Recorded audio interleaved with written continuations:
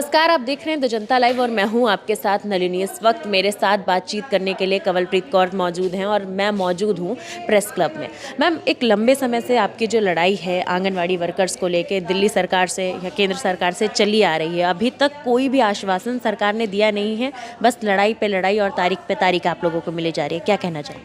देखिए, कोर्ट में लड़ाई चल रहा है और थोड़ा सा बैकग्राउंड अगर मैं क्लियर करूं तो बैकग्राउंड ये है कि आज के दौर में भी, बाकी आपके चैनल के व्यूअर्स के लिए, आज के दौर में आंगनवाड़ी जो शब्द है ये सबने सुना है।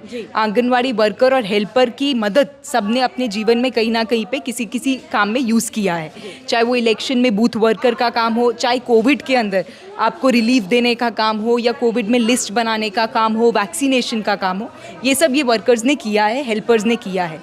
लेकिन इनका मुद्दा ये है कि आज के दौर में भी 2022 के अंदर भी इनको मात्र 5 से 9 हज़ार रुपये मिलते हैं और ये काम इनका 8 बजे से शुरू होता है और काम करीबन कई बार तो 6 बजे तक चलता है, कई बार 8 बजे तक चलता है। और जब एक्सेप्शनल सर्कमस्टांसेस हो जाएं, जैसे कि कोविड का दौर था, तब और ज़्यादा यही फील्ड में फ्रंट लाइन वर्कर बन के काम करती हैं। इस सारी बात पे इनका ये कहना था कि अगर दिल्ली के अंदर मिनिमम वेज जो है, जो एक मिनिमम थ्रेशोल्ड है जो सभी वर्कर को मिलना चाहिए, वो अगर मान लीजिए स्किल्ड वर्कर का 20,000 रुपये है और इनको मिल रहा है मात्र 8,000 रुपये या 5,000, इसी के बीच में जो मिलता है, ये कैसे जस्टिफाइड है? जब ये ट्रिपल गुना काम कर रही हैं, इनको वर्कर तक का दर्जा नहीं दिया गया सरकारों से। इसको लेके इनका एक लंबा संघर्ष रहा। इन्होंने सरकार को, दिल्ली सरकार को, करीबन 20,000 आंगनवाड़ी वर्कर हेल्पर की यूनियन ने एक लीगल नोटिस दिया कि सर, हम स्ट्राइक पे जा रहे हैं, आप हमारे वेतन को बढ़ाइए। ये जस्टिफाइड है, डिमांड पूरी तरह से डेमोक्रेटिक है।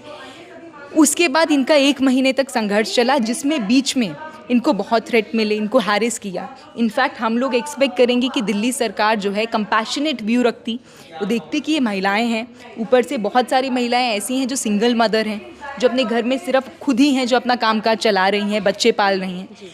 उसमें भी आपने कंपैशनेट व्यू की जगह हम लोगों ने देखा कि आपने इन लोगों को शो कॉज नोटिस, 11,000 महिलाओं को शो कॉज नोटिस भेजा कि आप काम क्यों नहीं ज्वाइन करें, आप मुझे जवाब दीजिए। और सबको सिमिलर शो कॉज नोटिस कि why you are not coming back, आप काम क्यों नहीं करें। जिस पे सब ने अपना जवाब दिया कि सर, हम लोग खुद मर्जी से थोड़ी सड़क पे बैठे हैं, हम चाहते हैं आप हमारी बात सुनिए। मर्जी से कोई अपना डंडा थोड़ी खाना चाहेगा पुलिस का, या वाटर कैनन खाना चाहेगा। हम चाहते हैं आप हमसे बात करें। हम 20 साल से काम कर रहे हैं, तो क्या हमारा ये वेतन का बढ़ोतरी मांगना कोई गलत बात है? उसमें हमने देखा फरवरी में जो जॉइंट डायरेक्टर है नवलेंद्र कुमार, जो women and child development department के हैं, उनका एक स्पीच आता है, स्टेटमेंट आता है, एंड वेरी डिसअपॉइंटिंग। वो कहते हैं कि मैं किसी महिला को नहीं चाहता, आप अभी टर्मिनेट करो, अभी इनको 500 महिलाओं, क्या नंबर हुआ, 300 हुआ, 400 हुआ, इसको 500 करो। इनसे पीसफुली वो डील नहीं करना चाह रहे, उनको बस निकालना चाह रहे हैं कि कैसे किसी ने सरकार के खिलाफ आंदोलन छेड़ दिया, और वो भी इन महिलाओं ने, क्योंकि आपने कभी इनको बराबर समझा नहीं।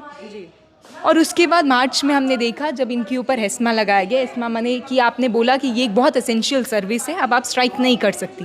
एक दौर में आप कह रहे हैं कि ये वर्कर नहीं है, तो मैं तुम्हें कभी भी चाहे तो निकाल सकता हूँ, मैं तुम्हें मिनिमम वेज देने का मेरा कोई लाइबिलिटी नहीं है कानूनी। और दूसरे दौर में आप इनको वर्कर, सबसे वो भी इम्पॉर्टेंट वर्कर मान के, एसेंशियल, आप देखिए सबसे ज़रूरी, जो जिनके बिना कामकाज रुक जाएगा, वो एस्मा लगा के आपने स्ट्राइक बंद करा दिया। वर्कर ने माना कि ठीक है, अब स्ट्राइक इलीगल हो जाएगा, हमने स्ट्राइक बंद कर दी। हम वापस ज्वाइन करने गए और उसके बाद दिल्ली गवर्नमेंट वर्कर को कहता है कि तुम अंडरटेकिंग दो कि I will never go on strike. ये क्या बात हुई कि मैं आज के बाद कभी कोई प्रोटेस्ट नहीं करूँगा, मैं कोई डिमांड नहीं करूँगा कि मेरा वेतन बढ़ाया जाए, मुझे अच्छी सुविधाएं मिले, मुझे वो सारे राइट्स मिले जो बाकी वर्कर को मिलते हैं। ये अंडरटेकिंग्स देने को बोला।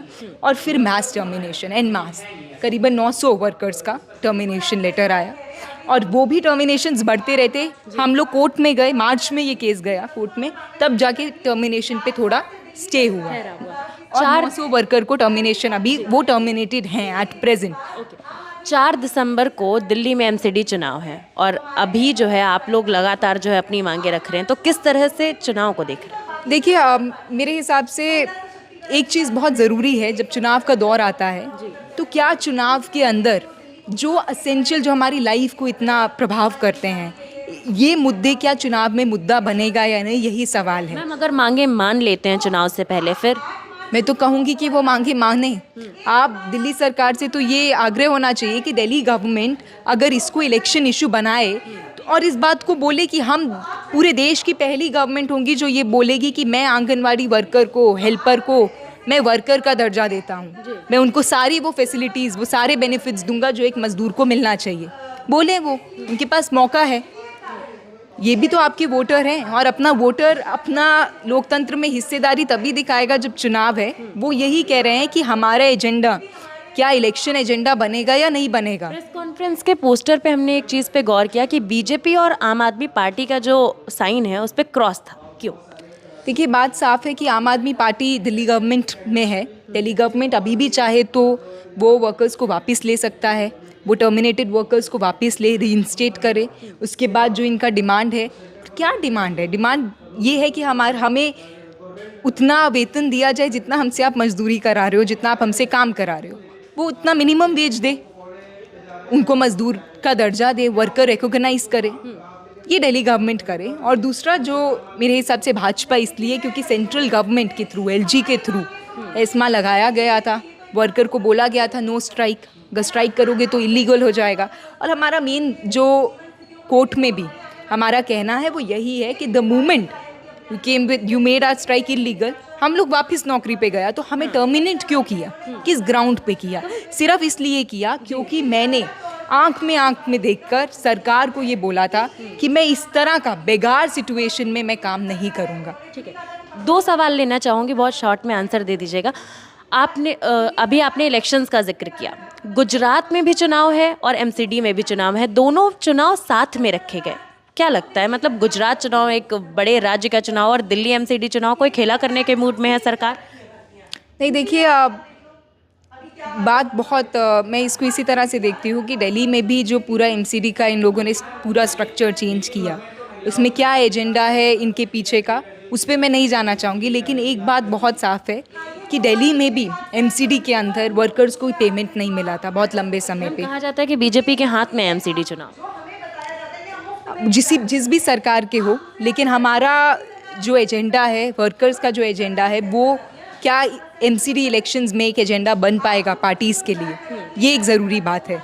और गुजरात में भी जो एक्चुअल में रियल लोगों के ज़मीनी सवाल हैं, क्या ये एजेंडा बन पाएंगे या एजेंडा आप फिर से वही रेटरिक एजेंडा बनाएंगे कि आज देश को खतरा है या हमारे देश के मुसलमानों से हमें खतरा है, और वो जो टीवी में दिन भर जो एक जहर बोला जाता है वही आपका एजेंडा बनेगा। तो मेरे हिसाब से देश के लोगों के पास भी एक अपॉर्चुनिटी है, दिल्ली के लोगों के पास, कि जो आप खुद कर्मचारी हैं, जो आपके खुद के ज़मीनी मुद्दे हैं, आप उसको आज एजेंडा बनाइए। केजरीवाल दिल्ली के ज़मीनी मुद्दों पे कोई भी कार्य नहीं कर रहे हैं, लेकिन वो गुजरात जाकर जो है दिल्ली मॉडल की दुहाई दे रहे हैं और दिल्ली मॉडल के नाम पर जीत हासिल करने की कोशिश कर रहे हैं। नहीं, देखिए, दिल्ली मॉडल अगर ऐसा है कि आप अपने वो वर्कर्स को जो फ्रंट लाइन में जो सच में शहीद हुए कोविड के दौर में, उनको आप नौकरी से टर्मिनेट कर दोगे ऐसे बिना किसी लीगल नोटिस के या जस्टिफिकेशन के, ये क्या मॉडल है?